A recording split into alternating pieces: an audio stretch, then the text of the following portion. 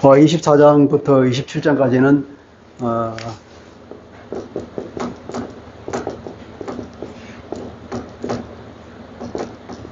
옛날부터 이것을 소묵시록 혹은 이사야 묵시록이라는 이름으로 불려졌습니다. 그만큼 심판에 관한 그 엄중함과 무거운 분위기, 두려움이 압도하기 때문에 그렇습니다. 24장부터 27장까지가 이제 한 묶음이 되겠는데요. 그 전에 우리가 정리해 보면 이제 1장부터 12장까지가 한 묶음이고, 이건 이스라엘에 관한 심판과 구원에 관한 것이었죠. 크게 말하면. 그 다음에 13장부터 이제 크게는 27장까지 볼 수 있는, 이 중에 이제 첫 번째가 13장부터 20장까지, 두 번째 묶음이 21장부터 23장, 세 번째 묶음이 이제 24장부터 27장까지 이렇게 구성된다고 볼 수 있겠습니다. 왜 이렇게 나누냐면 우리가 이해하기가 쉽도록, 그러니까 이 저자의 의도에 맞게 읽기 위해서 이렇게 하는 겁니다. 우리가 뭐 일부러 이렇게 무슨 분석을 이렇게 하는 이유는 왜 그러냐면 이사야가 40-50년 동안 사역을 했는데 얼마나 많은 환상과 얼마나 많은 예언은 하나님으로부터 그런 예언의 말씀을 들었겠어요. 그러니까 이제 본인이 적어놨는데 아마 그 책을 다 하면 수십 건의 책이 나오겠죠, 그죠? 근데 그것을 이제 마지막 정리를 하고 마지막으로 우리에게 넘겨준 책이 이사야서라고 하는 한 권의 책이란 말이거든. 그러니까 이 이사야서라는 책은 본연의 그 40-50년 동안의 어떤 사역을 총 정리한 것인데, 이것을 어떤 것은 뽑고 어떤 것은 버리고 어떤 것은 비슷하니까 그 중에 대표적인 것 뽑고 이렇게 해서 이 한 권의 책을 만들었는데, 그러면 이것을 말하자면 그동안에 50년 동안 사역한 그 예언의 말씀들을 이제 뭐랄까 편집했다고 볼 수 있겠죠, 그죠? 후대에 넘겨주기 위해서 어떤 의도를 가지고 어떤 메시지, 하나님께서 자기는 준 그동안 50년 동안 받은 그 메시지가 무엇을 의미하는가를 전체적으로 이사야가 깨달은 뒤에 그것을 가장 잘 전달할 수 있도록 편집을 해서 하나의 책으로 만들었다 이 말이죠. 그러니까 우리가 읽을 때에는 왜 이 예언이 여기 들어있는가, 이것이 전체적으로 이 단락이 무슨 의미를 가지는가 하는 것을 생각하면서 읽게 된단 말이에요. 그것이 이사야가 이 책을 그렇게 편집한 의도라는 거겠죠. 다시 말하면 그것이 하나님의 의도란 말이에요. 그래서 우리가 이렇게 이제 분류를 해보는 거죠. 이건 이렇게 이스라엘의 전적인 심판과 구원에 관한 말씀이구나 하는 거죠. 시작이 그런 거죠. 그리고 그 다음에 그 이스라엘의 구원을 이루시는 하나님은 어떤 분인가? 13장부터 23장까지, 2장까지는 이제 온 열방을 심판하시는 분이라고 말해요. 이스라엘 하나님은, 여호와 하나님은 이스라엘의 하나님뿐 아니라 열방의 하나님이 되시는 창조주 하나님이시니까. 그래서 그 모든 주변에 돌아가면서 우리가 심판에 관한 얘기를 했죠, 그죠? 13장부터 20장까지 어디서부터 어디까지? 바벨론부터 두로까지.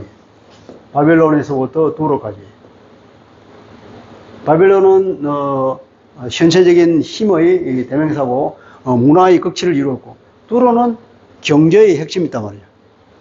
아무리 인간이 만드는 그 경제적인 것이나 인간의 그 문화나 물리적인 힘도 하나님 앞에서는 아무것도 아니라는 거죠. 또 방향을 보면 이건 동쪽 끝이고 이것은 두로는 서쪽 끝이겠죠, 그죠? 그렇게 해서 하나님이 모든 인간의 이것들을 다 심판하신다는 내용이 나오고, 그 다음에 21, 23장은 같은 심판에 속하는 거지만은 이제 이것은 24장부터 27장까지 들어가는데 징검다리에 걸어가는 거죠. 왜냐하면 이 13장에서 20장까지는 이제 누구에 대한 예언이냐, 대상이 분명히 나오잖아요. 이건 바벨론에 관한 예언이다, 이것은 모압에 관한 예언이다, 이렇게 나오지만 21, 23장은 약간 모호하게 만든 얘기예요. 약간 모호하게 환상의 골짜기라든지 이런 얘기예요. 그리고 물론 마지막에는 23장 같은 두로에 관한 심판이, 두로라고 분명히 얘기를 했어. 이제 이 바벨론부터 부두로까지 전체를 싸잡아서 하는 얘기가 되지만, 어쨌든 이 21, 23장은 전체적으로 분위기는 약간 모호하다, 그죠? 모호성을 띠면서 이제 마지막 이 23장에서 27장 전체의 마무리에 해당하는 24장부터 27장까지는 뭐 약간 묵시적 분위기의 있거든. 그러니까 여기서 말하는 예언의 대상은 특정되지 않은 거죠. 온 세상에 관한 것입니다. 이것은 24장부터 27장으로 온 세상에 관한 거예요. 세상. 그리고 세상이란 말이 많이 나요. 세상에 관한 것인데, 크게 나눠보자면, 하나님을 아는 시온, 하나님을 아는 하나님의 백성들에 관한 것과 기타 모든, 불신자에 관한 것을 크게 두 부류로 나눠서 예언을 하고 있는 것을 보게 됩니다. 지난번에 이제 우리가 23장 마지막 부분을 못했죠, 그죠? 그거를 잠깐 하고 넘어가겠습니다. 두로가 망했죠, 그죠? 이제 두로 망한 것이 23장 13절에 가면 갈대아 사람의 땅을 보라 그 백성이 없어졌나니 곧 아수르 사람이 그곳을 덜짐승이 사는 곳이 되게 하였다. 그러니까 아수르 사람이 얼마나 강인하냐면 그 아수르 사람이 이 바벨론을 완전히 박살을 내서 황무하게 만들어 버렸다는 거예요. 그것을 보면 알 것 아니냐. 이 두로가 말하자면 이제 이 아수르, 그 당시에 패권 국가가 아수르니까 이 아수르에 의해서 두로가 파괴될 것이라고 하는 그 얘기를 하는 거예요. 예를 들면서, 예를 들면 13절. 예를 들어, 갈대아 사람을 봐라.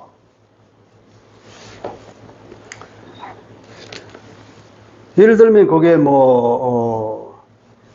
이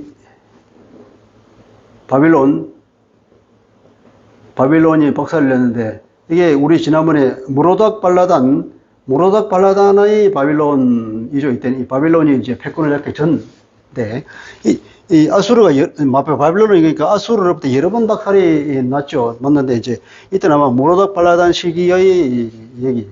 그러니까 주전 701년이죠, 이게. 주전 710년? 10년 정도?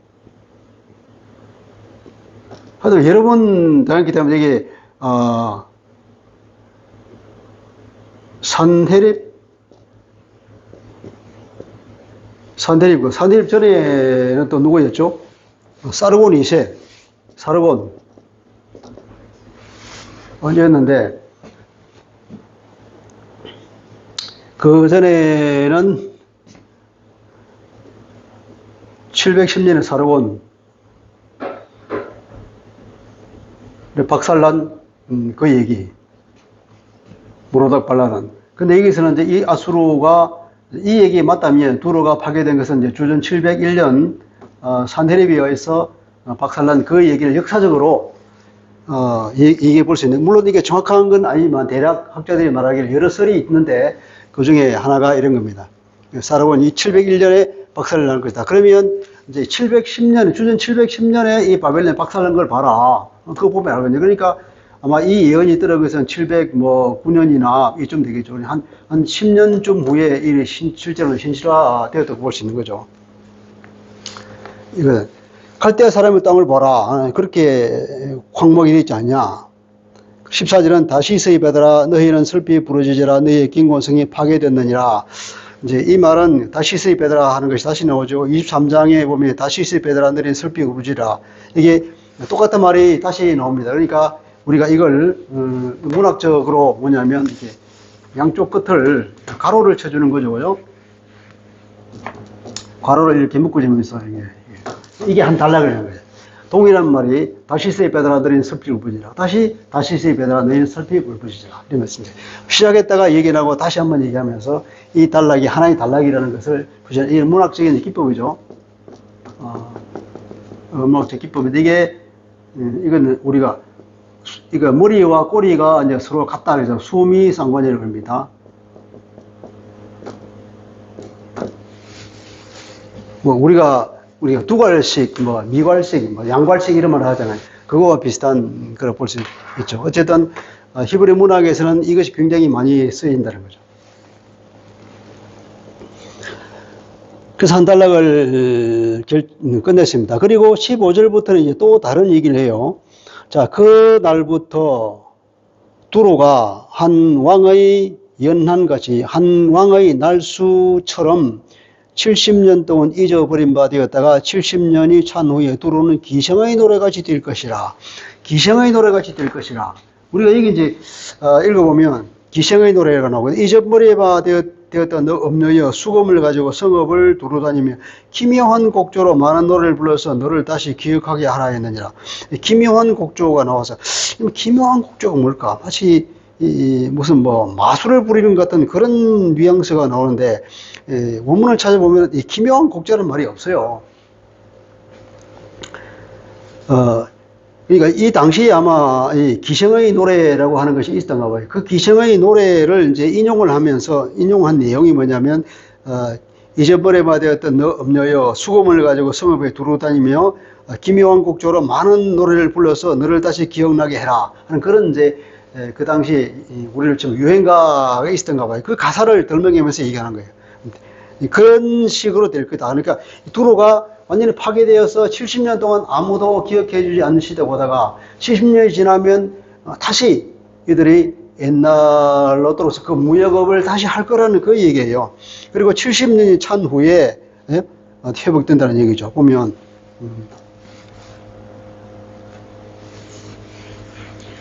이게 무슨 소리죠, 이거?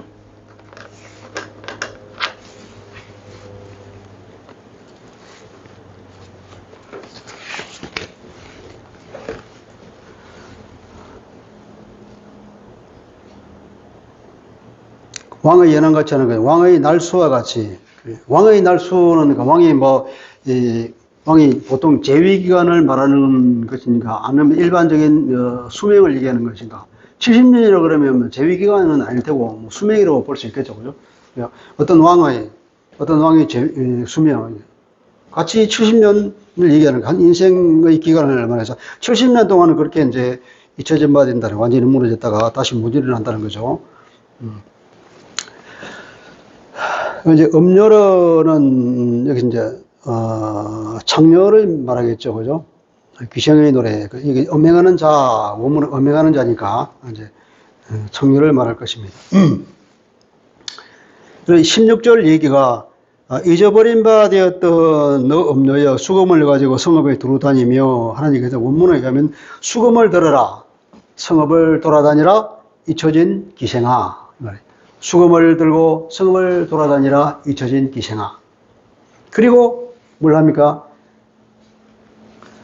그리고 내가 다시 기억되도록 하기 위해서, 사람들이 너를 다시 기억하도록 위해서 뭘 해야 되느냐 하면 현악기를 능숙하게 떠들어서 이렇게 기묘한 곡조로 하는 거다. 현악기를 능숙하게 연주하여서 말이에요. 현악기를 능숙하게 연주하여서 수금이니까, 그죠?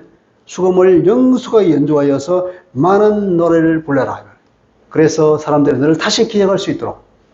그게 그 옛날에 유행했던 그 노래의 가사였던 것 같아요. 그런 것처럼 될 거다. 왜 두로를 그러면 이게 음녀라고, 기생이라고, 이사야는 이렇게 표현을 했느냐 하면, 좋지 않은 기억이 있잖아요. 두로와 시돈이라는 것이 이세벨, 아합 왕의 아내인 이세벨에게 아버지인 에트바알, 그러니까 바알 신을 숭배하는 사람들이 본거지가 거기잖아요.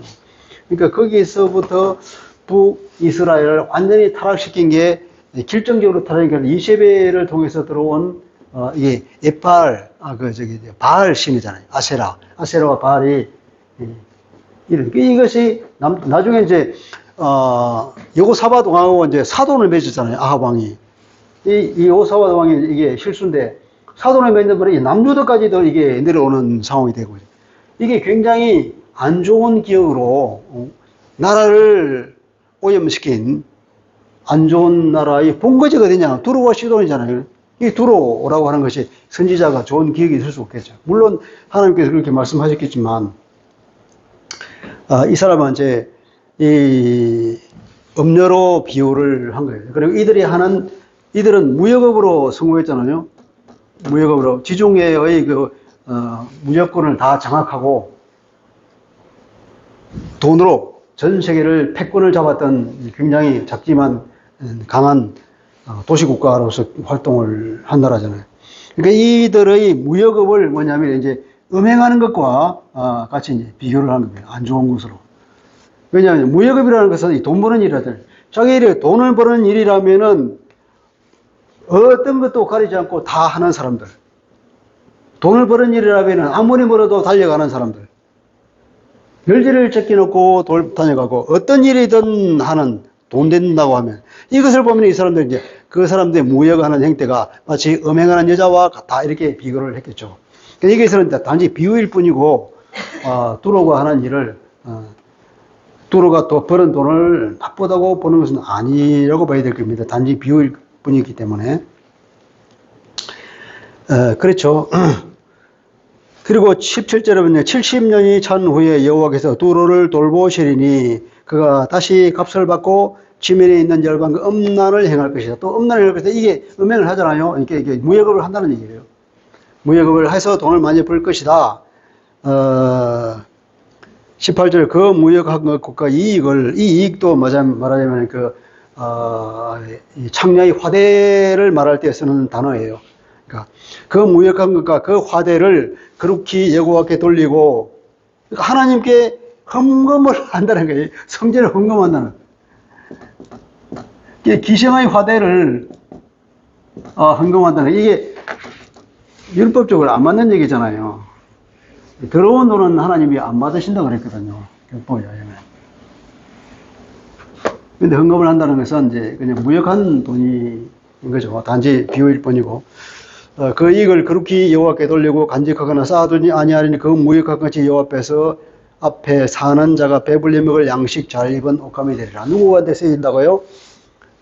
이 두로가 무역을 해서 다시 헌금을 하면 이 헌금이 당연히 하나님을 섬기는 사람들을 먹이고 입히고 좋은 옷을 사는데 사용될 거라고. 좋은 데서. 그게 이 두로가 그때는 이제 헌금을 하고 이제 회개한 두로를 얘기한 거예요. 그 두로도 망하고 나면 70년 찬 뒤에는 어떤다? 회개하고 하나님께 돌아올 것이라는 얘기 아닙니까? 그러니까 이 인간은 뭐냐면은 이 인간의 죄를 없애기 위해서는 방법이 뭐냐? 이 심판이 중요하다는 거예요. 심판이. 이 징계죠. 징계를 당하는 사람이 입장으로는 심판이다 하기 때문에 하나님은 심판이 아니고 징계란 말이죠. 아니 없애기 위해서 어떤 어려움을 주는 것이 아니라 그 죄의 때를 빼내려고 양잿물을 부었어. 양잿물을 부으니까 얼마나 괴롭겠습니까?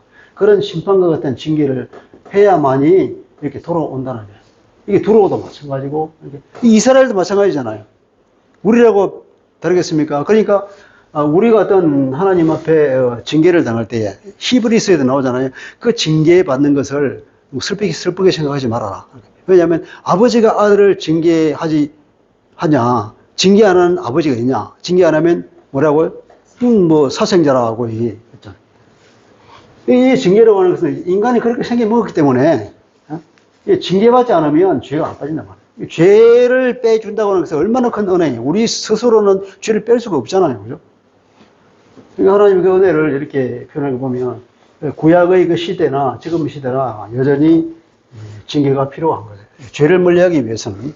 그래서 그 하나님의 징계를 두려워할 필요가 없고 우리 감사해야 됩니다. 그리고 이제 이렇게 그들이 헌금을 써서 하나님을 섬기는 사람들에게 소용될 거라고 그랬는데 자 그러니까 여기서도 보면 이스라엘 사람들아 유다 사람들아 이 두로를 따를 것이냐 두로를 따르지 마라. 하나님께서는 다 결국 그 징계나 하나님의 그 섭리에 의해서 어떻게 이 두로로 된 세계 만방들이 이스라엘로 오지 않냐. 이스라엘로 오게 되는데 네가 왜 다른 사람들을 따라서 그들을 섬기려고 하느냐 이 말이에요. 애굽에 갔다 붙고 아수리에 갔다 붙고 태권국에 가서 동맹을 맺어서 거기 의지하는 것. 거기에 물론 외교적으로 좋은 관계를 유지하는 게 좋지만 궁극적으로 의지할 대상은 여호와 하나님이란 말이에요. 여호와 하나님을 제껴두고 다른 것을 의지하는 것은 이건 불신앙이고 어떻다고요? 이건 하나님께 내가 죽기까지 용서하지 못할 것이라고 하죠. 하나님을 의지하지 않고 세상을 의지하는 것, 강대국을 의지하는 것. 이것도 아무 소용이 없는 거예요. 왜냐하면 하나님께서 궁극적으로 이들을 다 섭리하시게 될 때가 되면 다 이스라엘, 이 시온산으로 오게 되어 있잖아요. 이 시온산. 하나님이 계신 이곳으로. 다 세상 만방이 몰려올 건데, 어떻게 하나님의 백성이 그런데, 자기 인생을 맡기느냐. 예수 믿는 우리가, 하나님의 백성이 된 우리가 세상 사람들이 살아가는 그런 방식에 의지해서 사느냐. 그렇게 우리한테 말할 수 있겠죠. 지금 버전으로 말한다면. 돈에 의지하고, 그리고 인맥에 의지하고, 물론 돈이나 인맥도 좋죠. 중요하고 그것을 관리해야 되게 하지만. 그러나 그것은 우리 의지의 대상이 되는 것이 아니라 궁극적으로 우리 하나님, 우리 주님 외에는 없다는 거예요. 우리 그것이 분명한 우리 마음에 그 기반이 잡혀 있습니다는 겁니다. 어떠한 일이 있더라도 하나님 이외에는 우리가 의지할 대상은 아니다. 자, 그렇게 해서 23장까지가 이제 끝이 난 거고, 24장으로 들어갑니다. 아까 처음에 말씀드렸듯이, 24장은 21장에서 23장까지 하나의 단락이 되지, 24장 마찬가지 27장까지가 하나의 이제 단락을 지으면서, 이 단락은 그러니까 13장부터 27장 전체에 이르는 마지막 단락이 되겠죠, 그죠? 이 마지막 단락이 어떻게 보면은 13에서 27장 전체의 단락의, 이건 결론에 해당합니다. 결론이요, 이제 절정에 해당하는 겁니다. 이 전체적인 이건 뭐냐, 이거 소묵시라고 할 정도로 굉장히 무시무시하고 심판해 가는 것이기 때문에, 무겁단 말이야. 무거운, 이 전체적인 뭘 말하냐면 하나님의 심판은 달리 말하면 뭐라 그랬죠? 구원이잖아요. 심판과 이 구원에 관한, 일종의 큰 그림.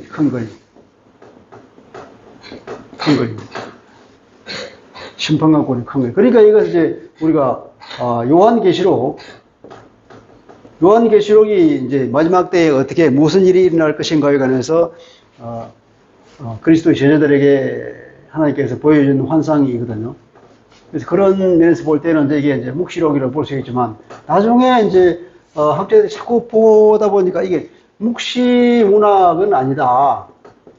묵시문학은 아니에요. 묵시문학은 대표적인 게 가장 상징이 많잖아요, 상징. 이 상징적인 것들이 많은데, 이 상징적인 것들에도 오히려 이 예언에 관한 것이다. 분위기가 무겁고 굉장히 두려운 것은 사실이지만, 이것은, 환상, 어떤, 묵시가 아니라 예언에 가깝다. 요즘 그렇게. 어쨌든 굉장히 이제 마지막 심판과 구원에 관한 그런 거.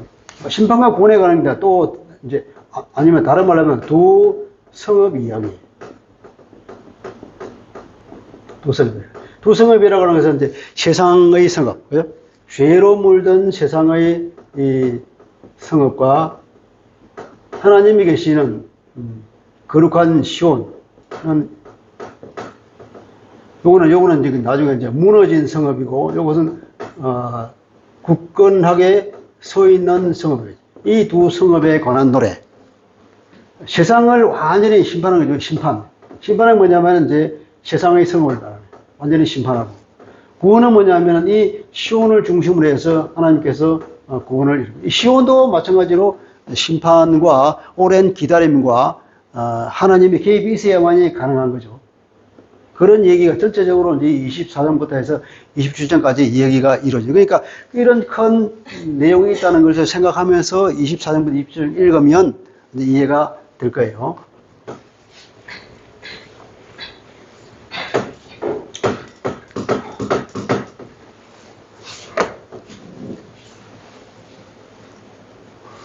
오늘은 24장을 보겠습니다. 24장도 몇 가지 이제 단락으로 구분해 볼 수가 있는데, 1부터 3절까지, 4부터 6보절, 7부터 12까지, 13부터 16, 16에서 18, 19에서 20, 이 정도. 오늘 여기까지만 볼게요.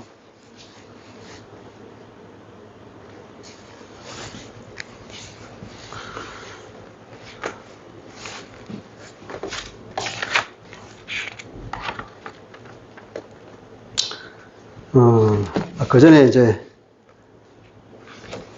각 장별로 중요한 의미가 뭔지를 한번 살펴보도록 하겠습니다. 이 마지막 단락에서 선지자가 우리에게 말하고자 하는 바를 전체적으로 요약을 해보면, 이제, 첫째는 이제, 완전한 심판. 완전한 심판 가운데에서도 하나님의 백성은 건재하다. 하나님의 백성을 여기서 어떤 식으로 표현하냐면, 요거는 남은 자. 그 엄중한 심판 가운데에서도 반드시 남은 자가 있다는 거예요. 이 남은 자를 통해서 하나님께서 구원하시는데, 항상 보면 하나님은 다 결국은 심판인데, 그 심판하고 남은 사람들이 구원받는다는 것입니다. 그러니까 구원받는 사람이 많겠어요, 적겠어요? 생각보다 굉장히 소수라는 겁니다. 하나님은 다 구원받기를 원하시지만 결국 구원받는 사람은 남은 자밖에 없다는 것입니다. 남은 자를 표현하기를 어떻게 표현합니까? 올리브 수확을 할 때 올리브 나무를 확 흔들어요. 되게 흔들면 다 떨어지는데, 그러면 다 떨어지면 열매가 뭐 있겠어요? 그런데도 추수가 다 끝나고 난 뒤에 마지막에 메달은 남아있는 것, 그것이 남은 자라는 거예요. 포도를 다 수확하고 난 뒤에, 도수하고 난 뒤에 그 주인이 얼마나 열심히 알뜰하게 수확을 하겠어요. 수확하고 난 뒤에 나머지 남은 얼마, 그것이 남은 자라는 거예요. 극히 소수만 남아서 하나님의 구원을 받는 얘기를 하고 있는데, 이거 오늘 우리가 예수 그리스도를 믿은 사람은 얼마나 행운입니까?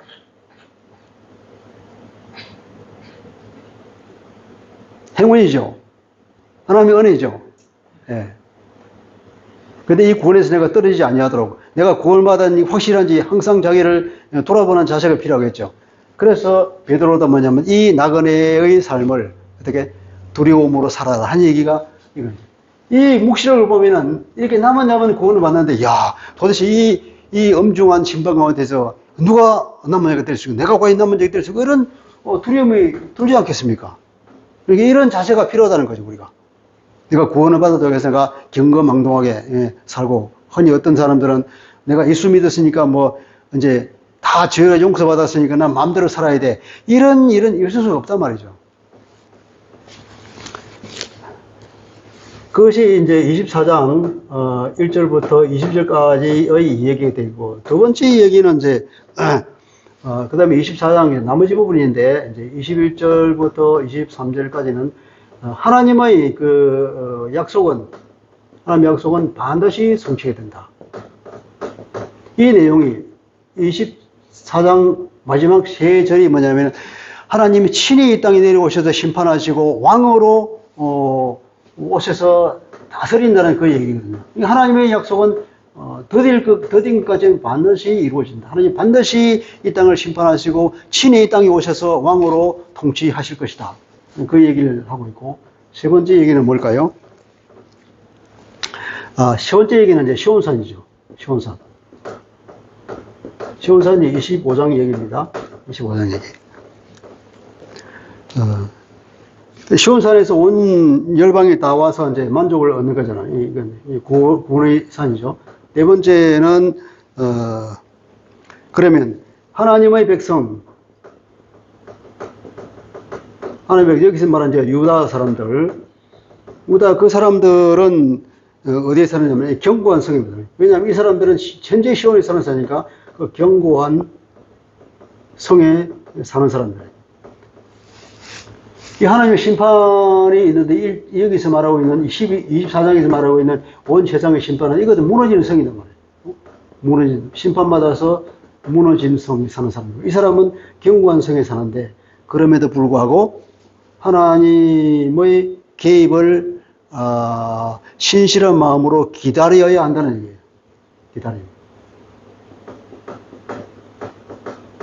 기다림이 필요하고, 이거 오늘날 우리를 말하면 신실한 교회가 어떤 자세가 필요한가?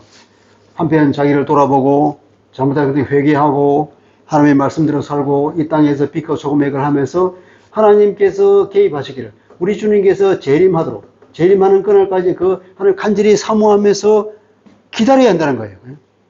이 자세가 하나님 백성들을 견고한 성에 사는 하나님 백성들의 태도가 그렇게 기다리는 신실한 자세로 오늘 우리가 이 교회가 그렇게 되어야 한다는 얘기를 볼 수 있겠고, 다섯 번째는 그 날에 관한 얘기예요. 그날 여호와의 날에는 심판의 날. 그날에는 이제 온 세계가 다 모여요. 이게 27장 얘기입니다. 전체적으로요. 이 다섯 가지 얘기가 이제 이 전체에 들어 있다고 볼 수 있죠.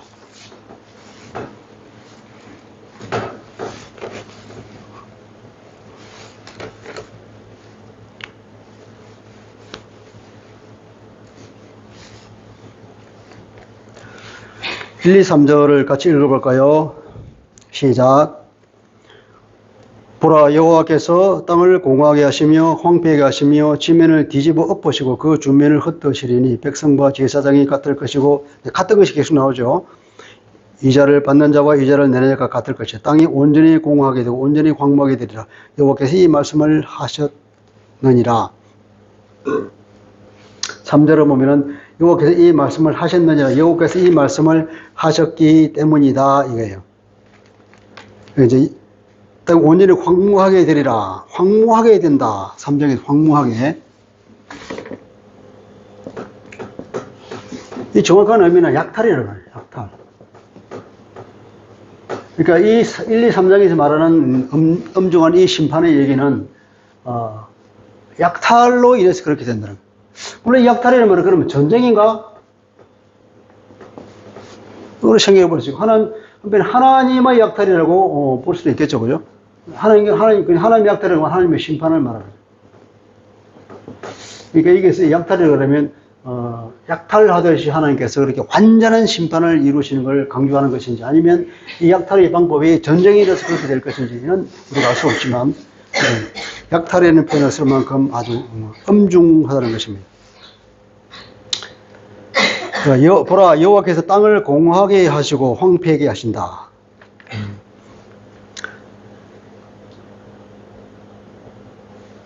땅을 공허하게 하시고 황폐하게 하신다는 것은 공허하게 땅을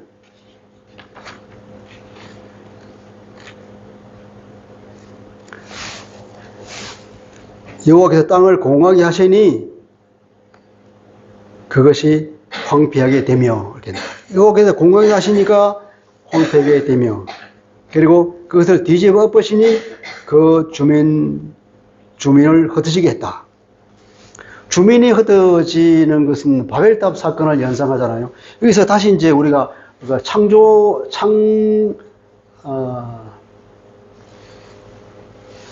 창세기 창조기사로 우리를 인도하는 겁니다. 그러니까 이 선지자가 이 마지막 심판의 광경을 보면서 그 환상 가운데 창조 때의 그 상황을 연상했던 것 같아요. 공허하게 한다. 그것이 황폐하게 하리니 하는 것은 나중에 우리가 10절에 보면 그런 말이 있어요. 약탈당한 성읍이 허물어지고, 약탈당한 성읍은 텅 빈 성읍이에요. 텅 빈, 공허한 성읍이 되는데, 이 원문의 단어가 토후라고 하는 것인데,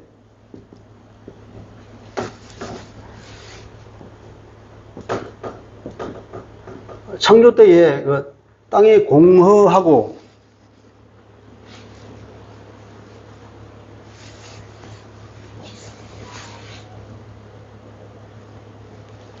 땅에 공허하고 혼돈하며 할 때 쓰는 이 단어가 토후와 보후예요. 근데 여기서 이제 텅 빈, 완전히 공허하다, 혼돈 가운데 있다는 게 토후라는 거예요. 창조되기 전의 상태를 말하는 거죠. 창세기 1장 2절입니까?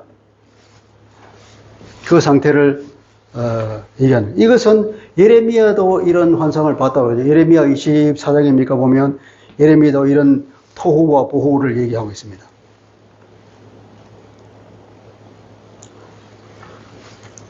바벨탑 사건을 연상하는 그때 결국 바벨탑도 말하자면 흩어짐을 면하고 하나님처럼 높아지려고 하는 인간의 교만을 하나님께서 꾸짖으신 것이라고 볼 수 있는데, 결국 인간의 심판은 그 인간의 교만 때문에 하나님 앞에 심판을 당할 걸 보십니다. 어쨌든 하나님 앞에 높아지려고 하는 모든 것들은 결국 무너지게 되었습니다.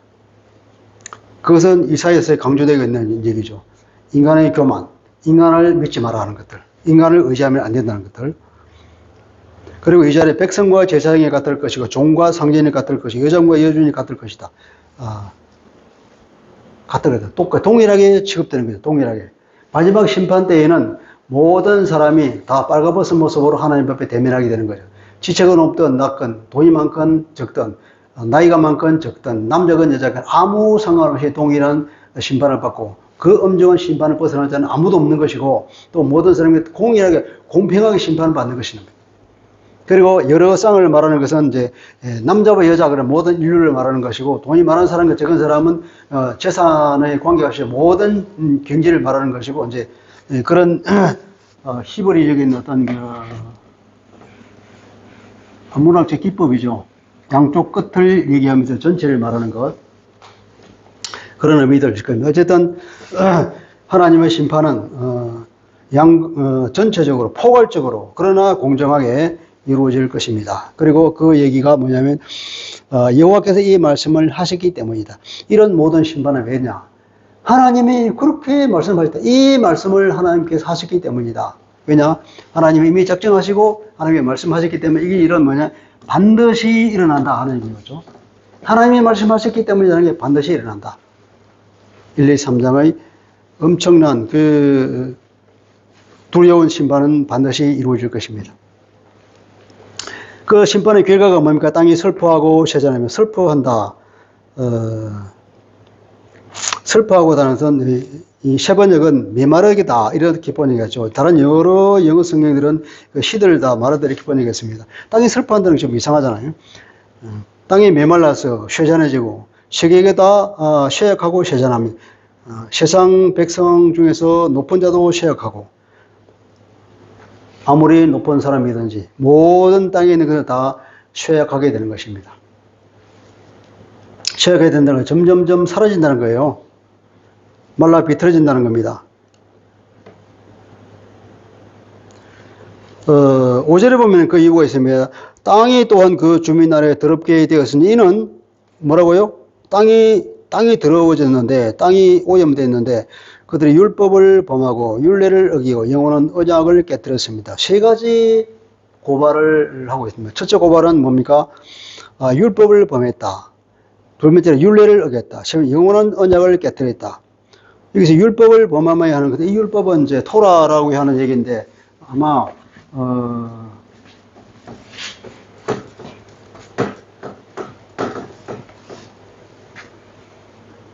구체적으로 모세가 받은 그 토라 이전의 토라를 얘기하는 것 같아요. 그냥 어떤 하나님의 진리 이런 의미로 본다면 아브라함도 하나님의 율법을 지켰다고 말해 나오는데 그때 말하는 율법과 동일한 의미가 되겠죠. 그런 것들을 어겼다면 가장 기본이 되는 인간사의 그 기본 원리를 쳐버린 행동을 했다는 얘기입니다. 그리고 윤리를 어겼다. 그런데 이들은 이제 이 단어는 제대로 된 뜻은 변경시켰다는 거예요. 킹조이스 버전에 이것을 체인지라고 해요. 체인지 바뀌었다. 제멋대로 도덕률을 바꿨죠. 지금도 우리가 그렇잖아요. 제멋대로 도덕률을 바꾸고 인간의 그 원리를 기본적인 원리를 바꿨다. 기본적인 원리를 바꿨다는 예를 들면 뭐 이게 동성애 같은 거, 뭐 제3의 성 이런 것들. 이게 뭡니까? 기본적인 그 원리를 창조의 원리 같은 걸 변경하시는 거예요. 이게 뭐냐면 그런 하나님께서 맡은 가장 기본적인 원리를 깨뜨려 버리고 그리고 나중에 나오는 여러 가지 도덕률을 지 맘대로 바꿔버리는 것. 그리고 영원한 언약을 깨뜨렸다. 영원한 언약은 아마 노아 언약이라든지 혹은 모세 언약이라든지 이런 것이 가장 기본적인 언약이 되겠죠. 그런 것들을 깨뜨려 버리니까. 그러니까 이게 배신이죠. 하나님 앞에 이제 한마디로 말하면 배신이에요. 그게 나중에 뒤에 나오는데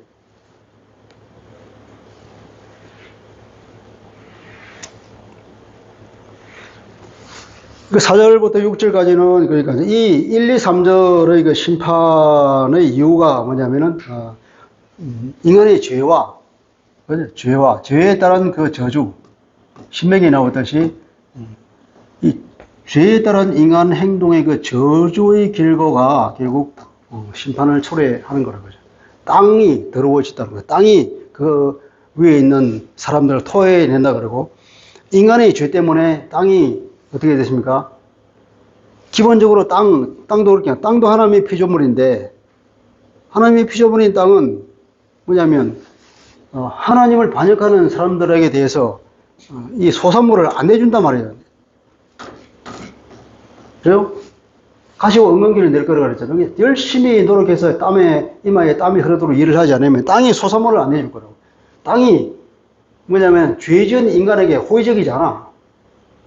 결국은 어때입니까? 땅이 이 사람을 토해내버릴 거라고 말하잖아요. 왜냐하면 땅도 하나님이 창조한 선한 것이거든요. 하나님의 성품에 맞게 움직인단 말이죠.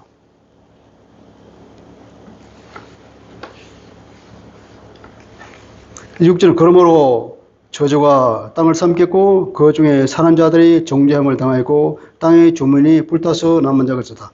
불타서 하는 얘기도 줄어들어서 이렇게 번역해야 될 겁니다. 땅이 주민들이 점점 줄어서 거의 남은 사람이 없어질 정도로 아주 이제 아까 말했죠 그 심판에 대해서는 심판의 그 은유가 뭐냐면 뭡니까? 수확하는 겁니까? 타락. 이게 심판입니다. 올리브 나무는 확 흔들어서 수확하고 하는 것들.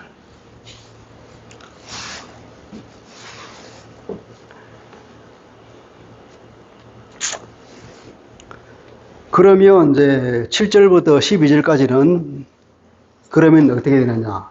그럼 이 죄의 저주가 이 인간 사회에서 어떻게 쫙 퍼져나가는지를 설명하는 게 이제 7절부터 12절까지. 세상이 어떤 식으로 변하는지, 어떤 결과가 나타나는지 아주 상세하게 말하고 있습니다. 자, 새 포도즙이 슬퍼하고, 이 마찬가지로 새 포도즙이 이제 시들어 점점 없어진다는 거예요. 포도나무가 말라 비틀어지고 마음이 즐겁던 자들이 다 탄식하고 소고치는 기쁨이 그치고 즐거운 이제 소리가 끊어지고 수음타는 기쁨이 그치고 그래서 이제 더 이상 포도주를 마시면서도 노래하면서 마실 수가 없게 되는 거예요. 그래서 그 독주는 그 마신 자에게 쓰게 될 것이고 아무리 독주를 마셔도 기쁨이 없고 그냥 쓰게 될 뿐이라는 거예요. 세상적 기쁨을 추구하는 것들은 그래서 결국은 모든 기쁨이 이 죄의 저주로 인해서 이 세상 가운데 기쁨이 다 사라진다. 우리가 무엇을 위해서 삽니까?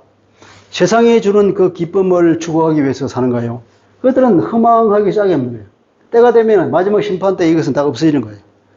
그 기쁨은 없어요. 아무리 그 엄중한 심판 가운데 무슨 낙이 있겠어요? 포도를 마신 데서 기쁨이 있겠습니까? 두려움과 공포밖에 없는데 술을 마신다고 해서 거기에 기쁨이 돌아오겠습니까? 아무리 독주를 마신다든 그 마음이 덤덤할 뿐이고 고통만 당할 뿐이지. 이 모든 세상이 주는 기쁨을 추구하는 것은 허무하게 끝난다는 얘기죠. 우리가 세상을 살면서 이 마지막 심판을 생각하면서 뭘 우리가 추구하며 살아야 돼요? 세상적인 기쁨을 추구하면서 산다고 하는데 이런 마지막 심판 때에 오는 모든 기쁨이 세상의 기쁨이 사라지는 이 심판을 생각한다 그러면 우리가 무엇을 추구하며 살아야 될 거냐? 물론 세상이 주는 기쁨도 우리가 누리고 우리가 주는 하나님의 선물이긴 하지만 이것을 추구하는 것은 우리가 해야 할 바는 아니란 얘기죠.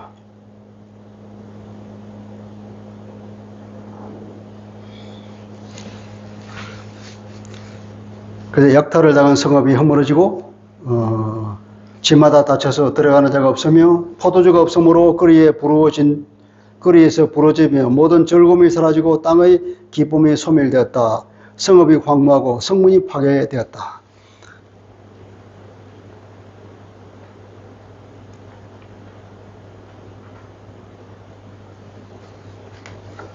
10절이 그랬죠. 10절 약탈을 당한 성읍이 아까 바벨 성읍 같은 거라 그랬죠. 다 텅 비고 혼돈이라는 형체가 없어져 버리는 것. 마지막 두려움 때에 심판 때 사람들이 두려워서 집 밖에 안 나옵니다. 모든 문들은 닫혀 있습니다. 그래서 입구가 봉쇄되어 있는 모든 집들이 두려움과 공포가 만연한 성읍에는 사람들이 집 밖에 나오지 않습니다. 그래서 결국은 어떻게 되죠? 성읍이 황무하고 성문이 파괴됐다. 폐허가 성문에 남겨져 있고 성문은 부서져서 파괴. 성문은 부서져서 산산조각 나 있고 성 안에 들어가 보니까 완전히 폐허만 남아 있더라. 그런 영화의 한 장면 같잖아요.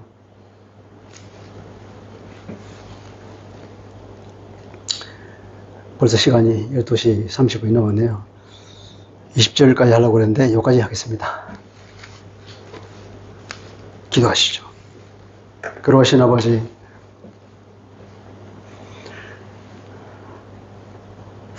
오늘은 21장부터 23장까지가 끝이 나고 이제 마지막 문단으로서 13장에서 27장의 마지막 한 문단으로서 24장에서 27장까지의 선지자의 하나님으로부터 받은 환상을 우리가 읽고 있습니다. 하나님, 24장에 우리가 들어가서 보니 엄중한 심판이 우리의 마음을 내리누르고 공포스러운 환상이 펼쳐지는 것을 보게 됩니다. 이 환상을 본 선지자가 얼마나 놀라고 힘들었던지 자기 자신에게도 화로다 하고 말할 정도로 놀라는 것을 보게 됩니다. 그러나 하나님께서는 결국 구원을 주기 위해서는 심판이 있지 않으면 안 되듯이 하나님께서 결국 심판을 하게 되고 그 심판을 하게 되지 않으면 안 될 것이고 결국 인간의 죄에 있다는 걸 보게 됩니다. 죄에 따른 그 저주와 심판으로 나타나게 되고 그래서 온 땅에 심판을 당하고 이 세상 쾌락을 추구하며 살아가는 사람들에게는 정말로 인생의 아무 의미가 없어지는 그런 시절이 올 것이라고 말하고 있습니다. 그 심판당한 마지막 때의 모습은 마지막 영화의 마지막 한 장면처럼 우리에게 다가옵니다. 성문은 다 부서져 버리고 산산조각이 나고 그 성 안에 들어보니까 폐허만이 덩그러니 남아있는 그 상황. 주님, 우리가 이런 심판의 대상이 되지 아니하도록 늘 우리 자신을 돌아보며 우리가 예수 그리스도 인하여서 구원받은 것에 기뻐하며 정말 소수만이 구원을 받는다고는 이 소수에 우리가 들어갔다는 걸 참으로 감사하며 기뻐하며 하나님을 찬양하며 늘 우리가 우리 자신을 돌아보며 살아가게 하여 주옵소서. 세상 것을 추구하는 것이 아니라 영원한 우리 예수 그리스도를 소망하며 살게 하여 주시고 하나님의 성품에 걸맞게 우리가 사랑과 공의와 그리고 인애와 그리고 삶 가운데 살아갈 수 있도록 주님 우리를 권고하여 주시고 항상 우리가 하나님의 말씀을 생각나게 하여 주옵소서. 감사하며 주 예수님 이름으로 기도합니다. 아멘.